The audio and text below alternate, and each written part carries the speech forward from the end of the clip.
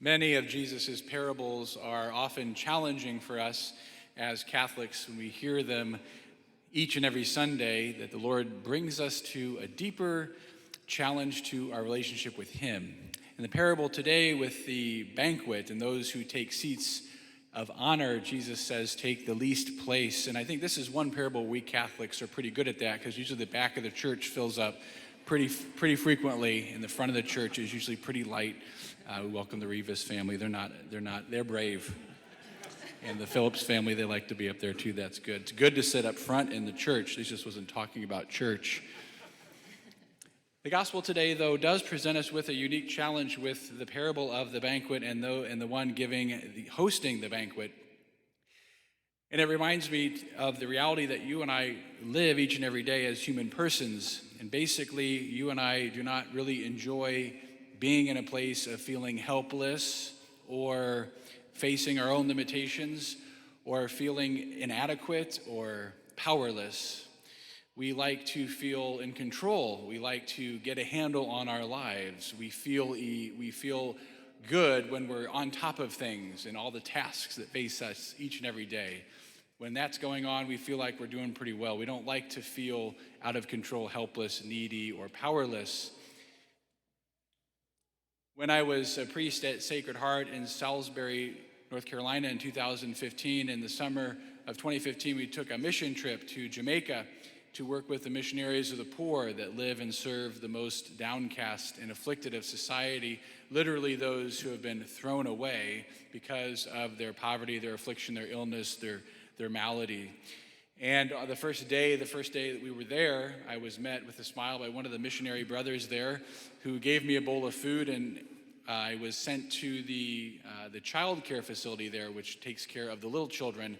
And there was all the facilities, of course, were poor because the missionaries themselves are poor in the city, Kingston, very poor. And I went into this facility called Bethlehem House, and it was filled with cribs with children. And I was given a bowl of food and asked to go feed one of the children. And as he took me over to this child in the crib was not a little baby, but a girl probably 7 years old who was completely mangled in her arms and her legs, totally kind of contorted. She could not move anywhere on her own, and she couldn't speak and could not communicate hardly at all. And I was standing there just all of a sudden feeling overwhelmed. I felt powerless. I felt helpless. I looked at the room filled with all these children with similar maladies and deformities, and all I wanted to do was take that away from all of these children, and all I'm asked to do was to feed this child. And I had to do so very slowly because she ate very slowly. And I remember just feeling totally helpless and powerless, and just praying to the Lord to help me. And it was clear the Lord was just saying, even though I feel like I don't have much to offer, give anyway, give what I can, give what I have, which is this food, and feed this child, and look at her in the eyes and love her. And I was reminded of this experience as I was praying over the gospel passage for this Sunday, where there really is two parts, and Jesus is calling us to take the lowest place, to take the place of humility. And it was a humbling moment to be before this little child on this mission trip. It was a humbling moment for me to recognize it's not about me. It's about serving this child. It's not about how I feel, comfortable or uncomfortable. It's about serving this child. It's about giving anyway. And humility is really a theme in the readings today. What is humility? Well, C.S. Lewis has a great definition. He says, humility is not thinking less of yourself, but thinking of yourself less. Humility is not thinking less of yourself, but thinking of yourself less. Thinking of others. And that's a struggle for us because in humility we think that we shouldn't take compliments, we shouldn't recognize our gifts, and we should always just be beating ourselves down if we're truly humble people. But to be humble means to recognize the truth. To recognize the truth of who we are before God, that God has pulled us, created us out of the dust of the earth, has breathed the breath of life in us. Everything we have is from God. And that humility comes from the word of being grounded in the sense of hummus, which is ground, to be grounded in the truth, to know that everything comes from the Lord. In the first part of the parable today, though, we can get on board with this because Nobody likes to go to a party where someone's talking about themselves all the time, saying, this is what I'm doing, me, I. If you know the comedian Brian Regan, he talks about the me monster, the person who's always talking about themselves. But we all do this. We go do social events and gatherings and parties, and we're trying to one-up each other. We're always trying to, get a leg up and just say, hey, I'm sure I'm doing a little bit better than somebody else. So we conflict with this, and we can get on board with Jesus saying, take the lowest place. We get that. That makes sense. We know, okay, be humble, let someone else go before you, take the lowest place. That's the place of humility. Let the Lord call us forward. We get that.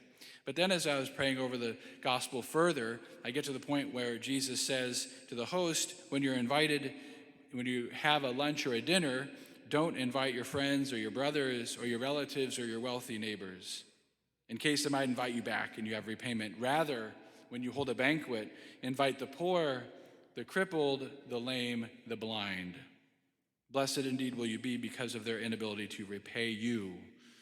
Now we got to these words of Jesus saying, when you hold a banquet or a dinner, do not invite friends, brothers, relatives, or wealthy neighbors, but the poor, the lame, the crippled, and the blind.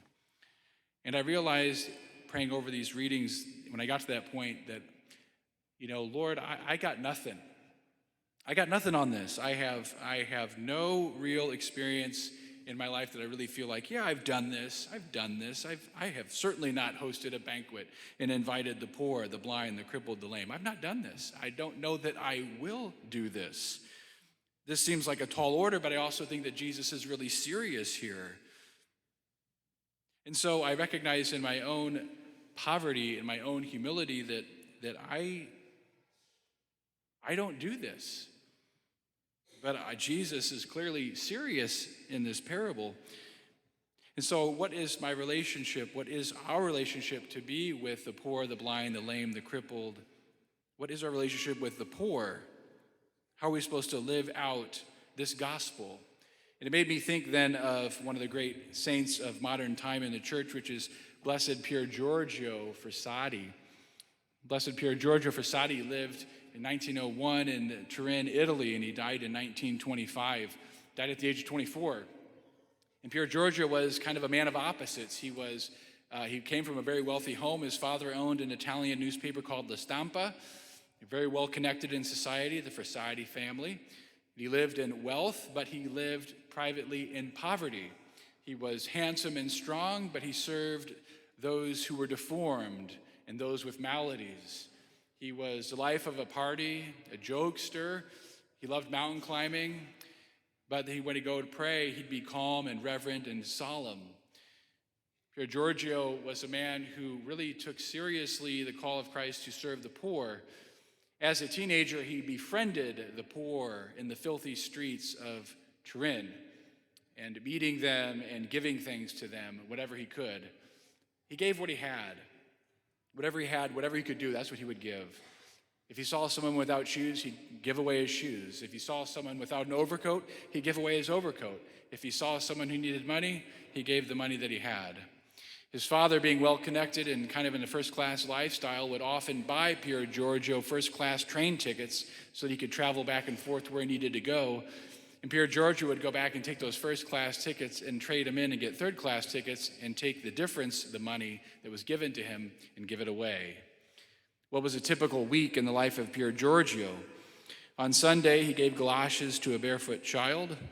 Monday, a room to a homeless woman. Tuesday, boots for an unemployed laborer. Wednesday, payment of a girl's school bill.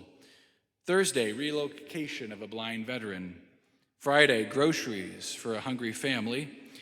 Saturday, medicine for an old man with bronchitis. Pier Giorgio's list of generosity seemed to be endless. And when his friends would ask him, why do you go to those filthy streets and spend all this time with these poor and afflicted people? To which he would say, Jesus comes to me every morning in Holy Communion, and I repay him in my very small way by visiting the poor.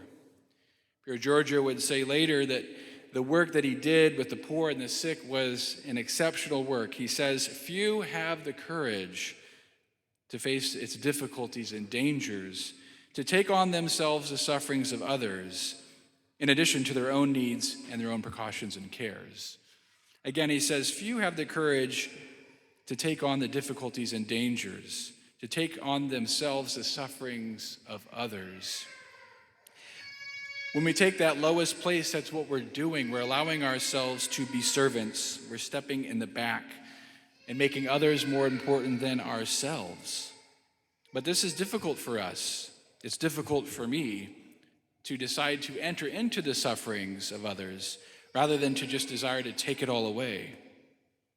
Pier Giorgio was a joyful and happy young man, jovial, and no one ever knew when he was depressed because he was always smiling, always joyful. That was the secret of his life. He lived for God, and he lived for others, certainly serving the poor. He drove his father crazy because he kept trying to refill his wardrobe. He would notice Pier Giorgio would still be missing shoes and suit coats, and Pier Giorgio would keep saying, well, I lost them in the city. Pier Giorgio was kind of a nuisance to his parents. They thought him kind of an oaf, no direction in life. He wasn't engaged, he wasn't a seminarian, he wasn't a priest, he wasn't married, he wasn't a religious brother. He just lived his life for others. In July of 1925, he got struck with a very virulent case of poliomyelitis, and within a week, he was dead. And by the time his parents realized that he was sick, it was too late, because his grandmother was also sick down the hall. He didn't want to take away from the families caring for her. He suffered silently, quietly, and then died very suddenly. Upon his death at the funeral, many of the social elite who knew the Frassati family came to the church for the funeral. Many of the social class that they were friendly with was there. But outside the church and lining the streets of the church were the poor, the workers, the unemployed. All those were there to say goodbye to their friend, Pier Giorgio, the one they knew who truly loved them. Upon seeing all the poor and all the afflicted come to the funeral, the Frassati parents realized that their son was a living saint right under their noses, right in their own home. Their marriage was on the rocks. They were going to separate after Giorgio's death, but they remained faithful to each other. And his father, who had been nominally Catholic at best during Pier Giorgio's life, returned to a very fervent practice of his faith. Pier Giorgio Frassati's example is an example for us to give anyway, to give what we have, to give what we can, to be open to the poor, the afflicted, the blind, the lame, the crippled. And who is that? Who are these people that Jesus is speaking of? Certainly it's the people in our own city, on the streets, literally the homeless and those who are afflicted. Yes, that is the group of people Christ speaks of. But who are all the others who also need our help, who need our care, who need our charity? It might be the constant care of someone with dementia in our own families. It might be doing all the small things with love in a marriage that seems cold and callous, where a spouse or the family never seems to give gratitude for anything that's done. To do the small things with great love, to continue to give anyway in any situation we find ourselves when someone is in need. What about someone who is a widow or someone who is struggling or immersed in grief? Are we able to be there, to reach out, to give what we can to them, to make their lives better? This really is the invitation of Jesus today, and ultimately it's our relationship with the poor and the afflicted that transforms us or not. I shudder at thinking of my own day of judgment, because really the poor are the ones like Pier Giorgio who showed up in droves for his funeral to give kind of a personal witness to this man's holiness. When you and I die and face the Lord, will there be people that are poor and afflicted? Will there be the ones who are downtrodden to speak on our behalf, to say that we helped them, that we reached out to them? Will we be acknowledged by them at our death? The Lord's challenge is real indeed, and it's difficult. But if we take the lowest place, the place of humility, to say the Lord will give us the strength, will give us the grace to enter into sufferings of others and to give anyway. I try to do this. I'm not good at this, but I try when I can. Just a few weeks ago, I was up here on the corner of Hudson at the gas station filling up, enjoying the high gas prices that our nation has. And a gentleman came up to me right away and clearly was in need and said, "Hey, can I get some money? It's hot out." Clearly, every day is hot. And I just said, "Yeah, I finished pumping my gas. I said, let's go into the store." So we went into the gas station. I said, "Look, just what do you want? Pick out whatever you want. You want drinks, get drinks. So water's fine. You want Gatorade, have some Gatorade. You want an energy drink? Fine, have an energy drink." Then I said, "You want some granola bars? Fine, get some granola bars and chips. Get whatever snacks that you want. They have sandwiches available. You got a sandwich." So we just kind of I let him shop for himself and talk to him and walk with him through the store a bit, and then paid for the food, and then said a prayer with him, learned that his name was Tim, and that he lives in a tent somewhere not far from the gas station. And that's I'm trying. That's what I try to do. There are ways in which we can give what we can to try and do it in a way that allows the poor to have dignity and to know that we are willing to enter into the situation, the affliction in which they suffer. But the Lord Jesus will open our eyes and our hearts if we let him to see the poor and the afflicted all around us. There are people in our families. There could be people even in our parish. There are certainly people on the streets of the city. But we are called, my brothers and sisters, seriously by the Lord to open our lives to the poor, to the afflicted, to the blind, to the lame, because that's really who we are by our own sins and the sins of others. And Jesus holds this banquet of the Eucharist each and every day and invites all of us, every one of us, to be with him. And as Pier Giorgio says, it's the strength of Jesus in Holy Communion that was the source of his joy, his happiness, and his charity towards others, and the humility of saying, "I'll take the last place, because Christ will elevate me then to his own self-giving love. And in the moments when it seems illogical, I'll give anyway. When in the moments I feel helpless or powerless to help somebody, I'll give anyway. And when it comes to seeing that I'm being asked to reach out and I don't feel like I'm prepared, I'll give anyway." That's what the Lord asks of us, just to give anyway, to take the lowest place, let Christ work through us, and give anyway. Hail Mary, full of grace, the Lord is with thee. Blessed art thou amongst women, and blessed is the fruit of thy womb, Jesus. Holy Mary, Mother of God, pray for us sinners, now and at the hour of our death. Amen.